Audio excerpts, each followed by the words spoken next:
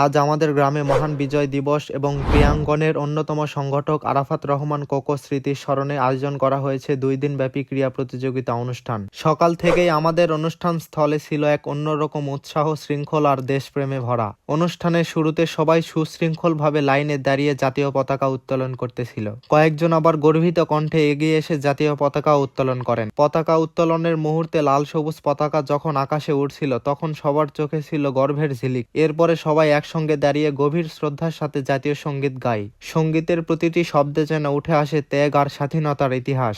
জাতীয় সঙ্গীত শেষে আমরা সবাই শপথ গ্রহণ করলাম, দেশকে ভালোবাসবো, দেশের সম্মান রক্ষা করব এবং একজন দায়িত্বশীল নাগরিক হিসেবে নিজেদের গড়ে তুলব। শপথ গ্রহণ শেষে জাতীয় পতাকাকে সম্মান জানিয়ে স্যালুট প্রদান করলাম সকলে মিলে। এই মুহূর্তটা ছিল অত্যন্ত আবেগঘন ও মর্যাদাপূর্ণ। সব আনুষ্ঠানিকতা শেষে শুরু হলো প্রতিযোগিতামূলক খেলাধুলা। আনন্দ, উৎসাহ আর বন্ধুপূর্ণ পরিবেশে খেলাগুলো আরো প্রাণবন্ত হয়ে ওঠে। পুরো আয়োজন জুড়ে ছিল শৃঙ্খলা, সম্মান এবং বিজয় দিবসের প্রকৃত চেতনা। এই আয়োজন শুধু একটি খেলা নয়, এটি আমাদের ইতিহাস, আমাদের আত্মপরিচয় আর দেশের প্রতি ভালোবাসার প্রকাশ।